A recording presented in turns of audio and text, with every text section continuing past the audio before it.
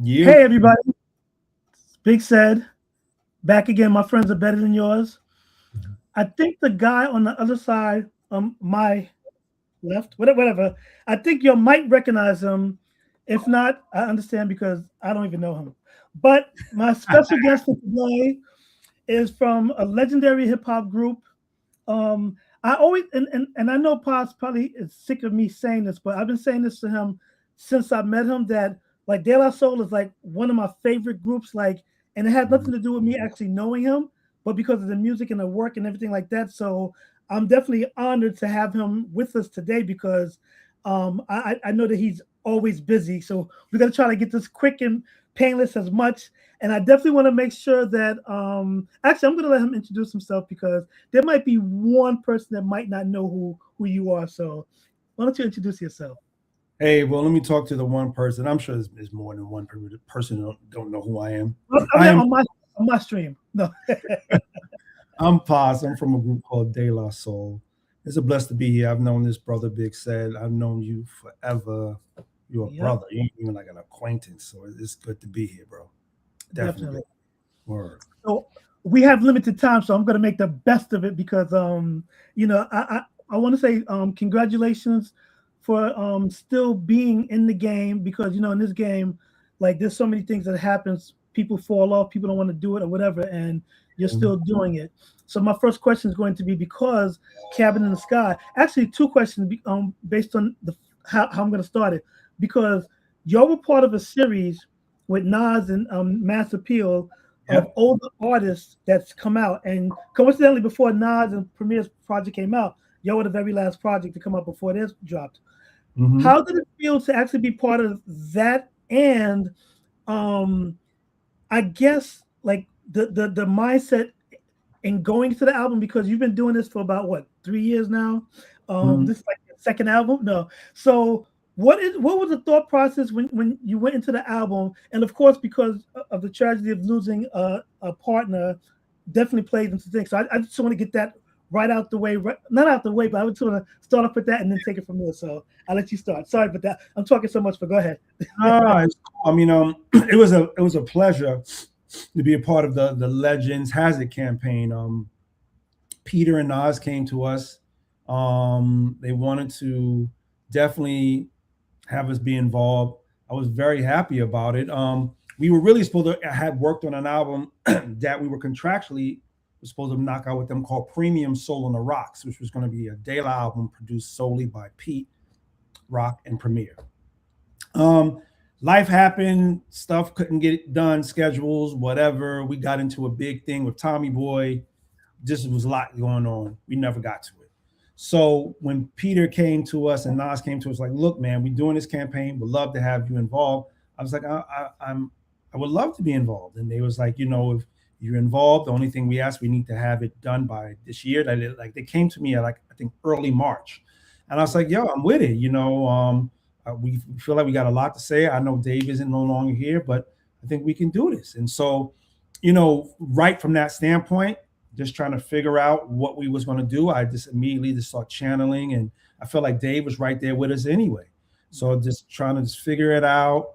Um, Things that came to me naturally. We had some stuff that had Dave's presence on it already. So yeah, man, it was something that I was just definitely looking forward to doing. Mace was looking forward to doing because it was our mission as we wrote on that album, like to keep the flag going. Dave's sister had said that, like his sister Cindy was like, look, if y'all stop, Dave stop. And so we weren't going to stop. So we was ready to get to it. We got asked. That's good. And like I said, once again, congratulations. I mean, like I said, I'm a De La fan, so I'm gonna enjoy the album. But at the same time, if it's not good, I'm going to tell you because, like I said, we've known each other. But y'all, actually, I want to bring this up because when I have my discussions with people as Mhm. far as hip hop groups and people being consecutives, I've always wondered, like I say that y'all and Tribe are the only groups that I can think of that have had three straight albums right out the bat that were actually good and people can actually listen to. And like I Mhm. said, put aside my bias, I get the same like people always picking between you and Tribe anyway when it comes to that. Um Being that of course this is way past three, how are y'all able to keep the mindset to? Is it a matter of trying to match what you've done before? Like, what goes through your mind when you're actually working on a project? Never really to match what we did before.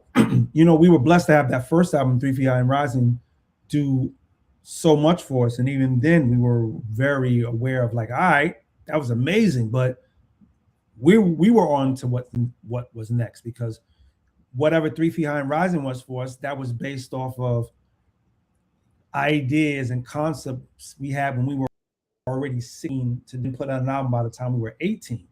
So I mean, like, by us putting out that album, being on the Nitro tour with LL Cool J, NWA, Big Daddy Kane, whatever, went around the world, all what we were seeing then, that was leading to what we wanted to give for the second album. And that's how every album went.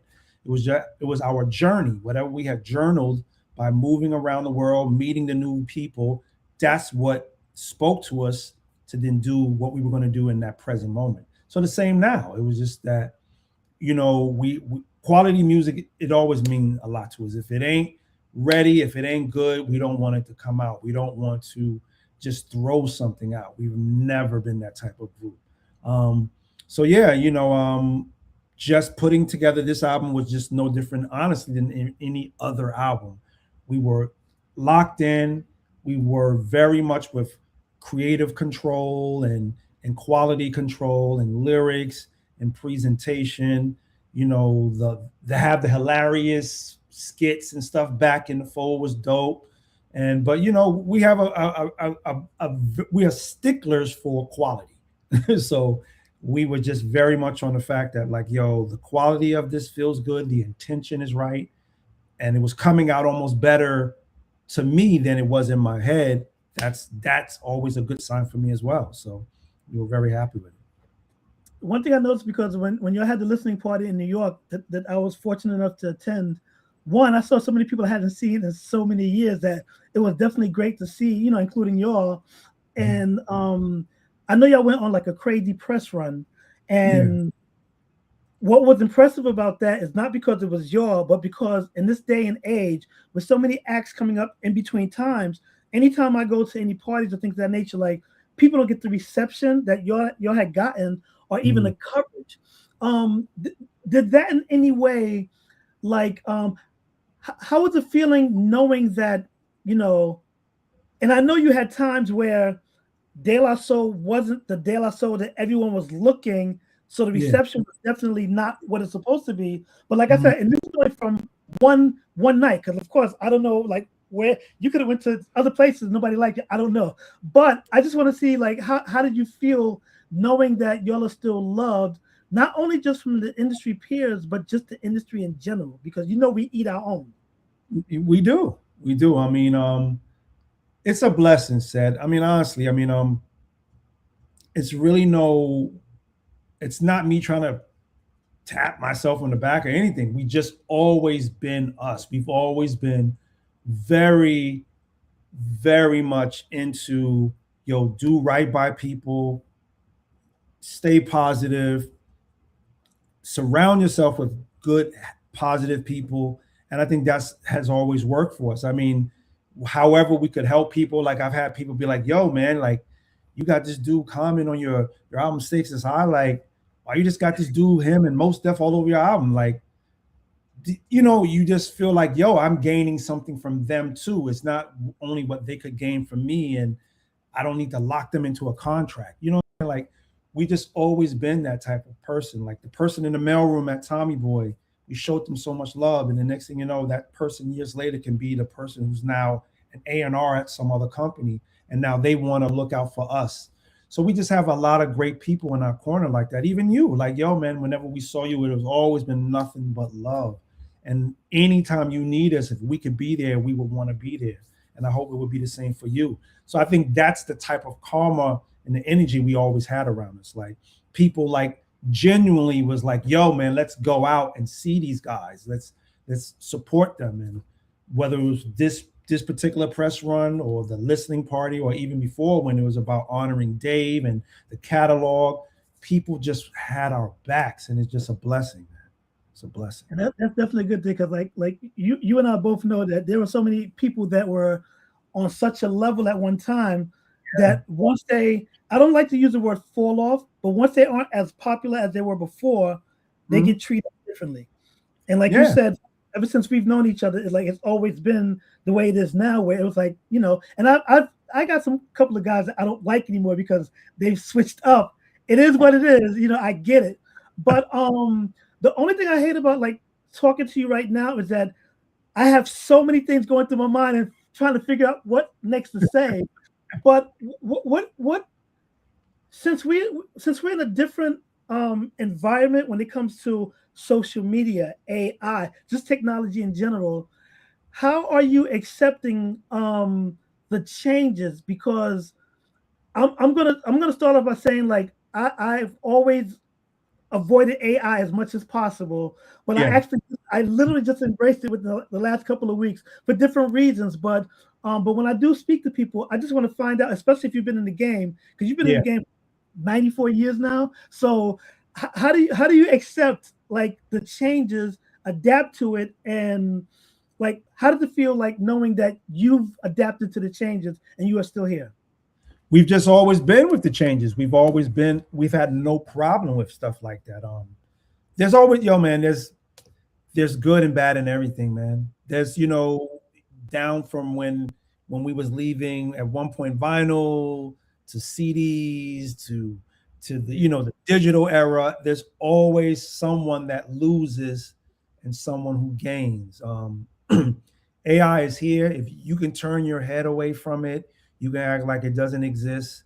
But I would suggest to not do that because you will get left behind. You should understand, and we should all understand it to be in judgment of it where it needs to be judged for whatever negative is going on. But to just be on the outside and don't want to, you know, be the caveman who don't want to like look in, and you're gonna miss out. So I mean, there's a lot that it can do. Is a lot that it helped bring to what we was doing from a technical standpoint and working in the studio. I mean, it's here, man. It's here, say. And so I mean, you gotta jump on or get left behind, and we ain't trying to get left behind. But we just always been naturally curious. Like Mace has always been like that, and it's great when he be like, "Yo, Merce, check this out, or check that out," or you know, we'll be around talking with Jazzy Jeff. Jeff be like, "Yo, check this out," and so we see what creatively we can do to use it as a tool, but we are aware of the downfalls and the pitfalls of it as well. But now social media is definitely a big thing. And when we were coming up, the social media we had was just being out in the streets. So I always ask people because not to say that we were involved in anything that we wouldn't have been like ashamed of, anything like that. But being that like I can literally talk to you online without knowing you because of social media. How do you think your career would have gone if we had social media back then? I would hope we would still been in play, but yeah, it would have been a lot of embarrassing moments that you didn't want to be seen. 100%. I mean, fun enough you say that. Like I remember a time when, unfortunately, baby Chris Lighty, I got cut in his face, and so all of us as his family went to work on whoever had, you know, some issues with him that night, and I think that was at Moni Love's. I think it was her birthday. I was there. It was at MK. I was there. So now imagine if it was crazy how quick people found out about it. Like I had people in UK who would just like, I was like, yo, how did you find out? Like this just happened only like maybe 2 hours ago. So imagine social media amongst all that time. So I mean, and I will also say this, that I'm always very kind and understanding to the young people who's embraced it, but using it in the wrong way and putting themselves out there in very compromising ways. Because I try to tell them, look, man, we're human. We're not better than you. We just didn't have it. If we had that, it would have been issues said. It would have been a lot of issues. Yeah, it would have been, yeah. Cats like us. There would have been some issues if we had that always at every given moment, being around. It would have been crazy. It'd been crazy. Something just came to mind as I'm thinking. When y'all first came in with the Daisy Age, and you know, hip hop was still at a crossroads where you can get hardcore hip hop, party, whatever. And I heard back then that being that people looked at y'all as being like nice and whatever, that y'all are actually soft, but it was the exact opposite. Literally had this conversation with somebody, I can't remember who it was, maybe about a year ago, like some artist who shouldn't be tested. And y'all came up like a couple of times because, like, I guess during that time, of course, during that time, anytime you went out of state, people are going to test you just because that was just the nature at the time. So I was amazed, only because I didn't know y'all like that. I just knew y'all from, meeting in the industry and whatever. But then hearing that y'all were actually like getting down, because Amityville, right? Y'all from Amityville? Yeah, Amityville. So I'm from the Bronx. So I know all there is to know about the Bronx, but didn't really know too much about Long Island and that thing. How was it that the upbringing that y'all had, like you said, even the combination of just being the good guys, but still having to deal with street things, but not in the street? Yeah. How were you able to juggle that and still be able to keep positive and still have the reputation of being positive? It's I guess it had a lot to do with our families. People, when De La was introduced to the world, you're only seeing like this book that's starting from page one, and you don't realize there's 7,000 other books of our life that happened before this one book that consists of De La Soul. When you look at me as Kelvin Mercer, I was born in the Bronx, and so then I moved to Long Island, but I still have my connection to all my family there. And I was on 1275 Nelson Avenue. My cousin was off on Ogden. I mean, I used to always still go back around that way. I mean, Dave was from Brooklyn. He just moved to Long Island at a very young age. And same for Mace. Mace was from Brooklyn. He moved to Long Island by the time he got into like junior high, about to go into high school. So we all had a lot of us Long Island guys had our inner city roots. You know what I'm saying? And then, I mean, for the most part, said we were good guys. We weren't trying to look for trouble. And a lot of times the trouble was happening because other guys was getting in trouble. Like Scoop and Scrap, we'd be on the road and we didn't want them to get hurt. We was like, yo, we gotta join in. Like, wait a minute, this dude do something at Kane. Let's, wait a minute, Eazy-E and them, they about to get into something. We was like all on tour together. So NWA, LL Cool J, Public Enemy, EPMD, like I said, Kane, Slick Rick. It was so many things going on that we were just trying to be helpful. And I just think the superpower we had is that cats just didn't think we were going to do anything. So we had to one up on them to catch them out there before they could catch a breath. Then they get meleeed. But I mean, for the most part, man, we kept our nose to the ground. We were very humble dudes, and thank God we survived any of the really, really bad nonsense. Yeah, like I said, that just hit my mind because, like I said, I know that they say don't judge a book by its cover, and I just thought it was funny. I'm gonna remember who I was talking to like right after we hang up. So it's hey, I'm trying to tell you, like even Africa, Mike G, them dudes have hands. Yeah, look at the Double Brothers. Yeah, exactly. It wasn't around about having hands, but they had hands, and they could throw them really well. Like it was those type of dudes. Like, and you had people around you who could do it too. And luckily enough, because I've met enough people to see that. Whereas, if it's like this is what you already portraying, and you got your fellas with you, I'm sure of Nas walking with some of his Queensbridge brothers, like you strike a match, it's going to be flammable. With De La, we had the same type of dudes, but it was cool. It wasn't too many matches being struck. But in them cases, like you said at MK, when it did have to unfortunately happen, it was bad.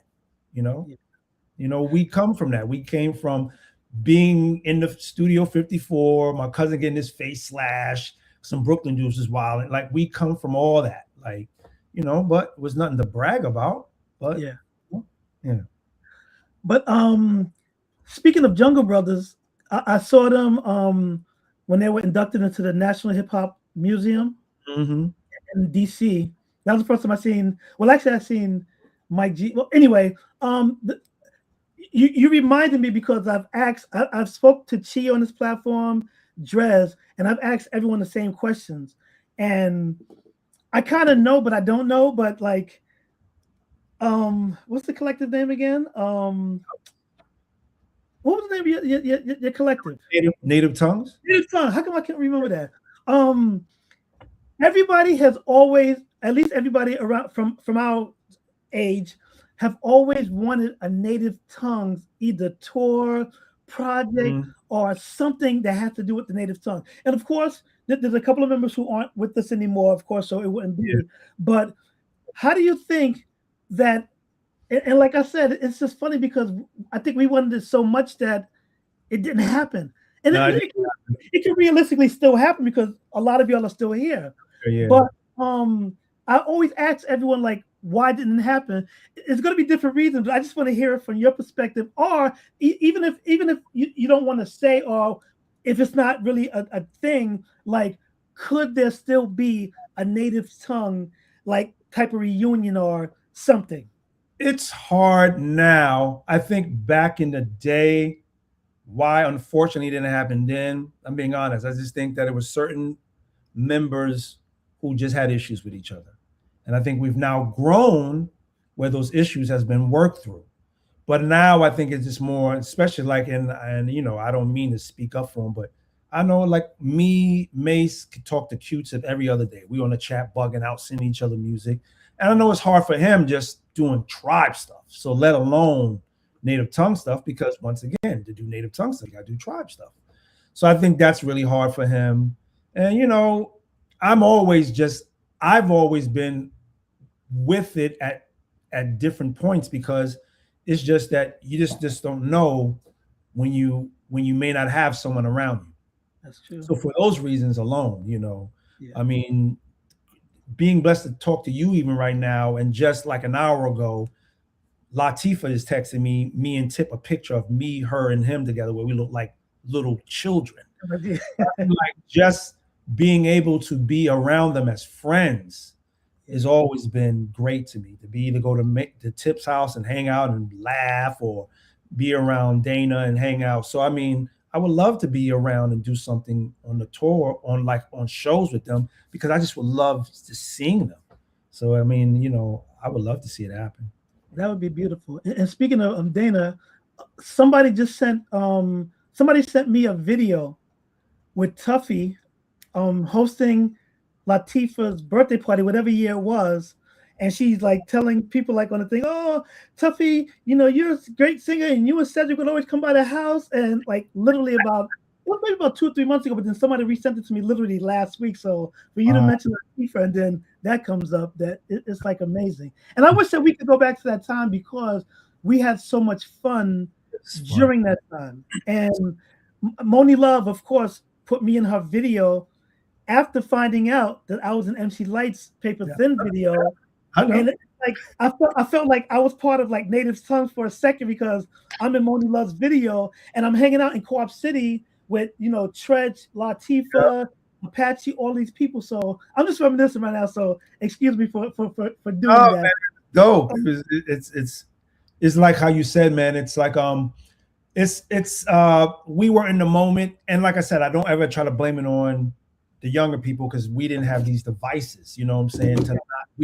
So we were in the moment, and you could have someone without the device be like, yo, you should have been there. This happened. And we had no proof to show you. So now you're like, yo, I got to go. I got to see Just Like Step on say. I got to see KRS One battle with Melly Mel at Latin Quarter. You had to go to see it, because no one could show you via video, you know, unless you was going to carry that big bazooka thing.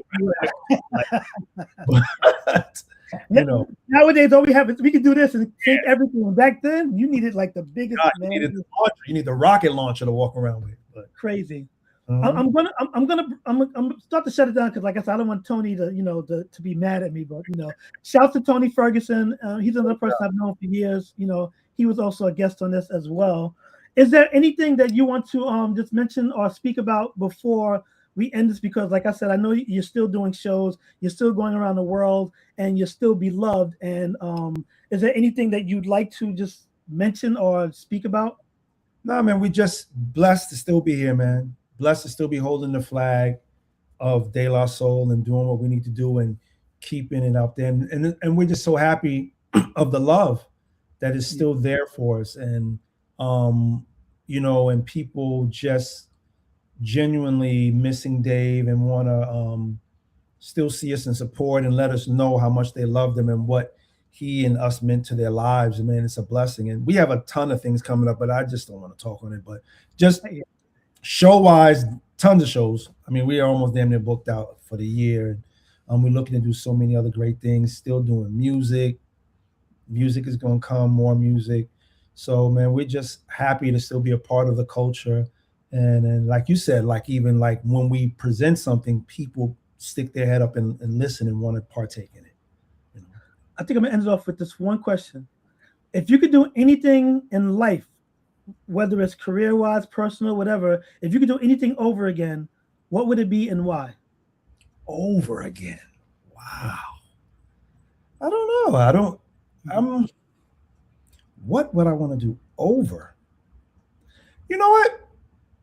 I would probably go back because it's funny. I want to do a skit like that. Go back in time and tell us, yo, make sure these niggas clear these goddamn samples so you don't want to pay for them. That's what I would do. I would get in time and do that. There you go.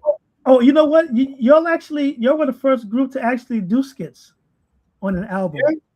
And at that time, that was definitely, no one was thinking about skits. At least us hearing it on an album. Yeah. Sometimes 4 records are in the middle of a record, but the fact that y'all did so much, like, set a tone where everybody started doing skits after that. So I got to give you a props. Like I said, I could just think of so many different things, but like I said, I know you have other things to do, and I definitely don't want to hold you up. But I definitely appreciate you taking the time to have a conversation, with and you're proving to people that's watching that my friends are better than yours. Well, not you because you're here because you're one of the friends, but for anybody watching. So. Once again, Cabin in the Sky, for anybody that hasn't listened to it or copped it yet, and regardless of where you are, I'm pretty sure that they will be near you somewhere, somehow. So, look out for them. Please. And like I said, thanks once again. I'll see you maybe in another 15 years or maybe another 15 months. And even then, like I said, at least I know, like when I reach out to you, even via social media, you always say what's up, and I definitely appreciate that. And I love you, brother. You're positive. Yeah. So happy. Until we meet up again. I'm just thinking about when Dres used to call me Lil Paz because I used to call him Big C. We used to have fun. Like anyway, like I said, thanks once again. For anybody that's still watching, this is Big Ced, Industry Cosign, Paz De La Soul, Cabin in the Sky, streaming. Go out and buy it. Whatever comes up. If they have anything that's coming up, I will have it on my site as well. So definitely check out on the site. And until next time, Big Ced, my friends are better than yours. Peace. Peace, brothers.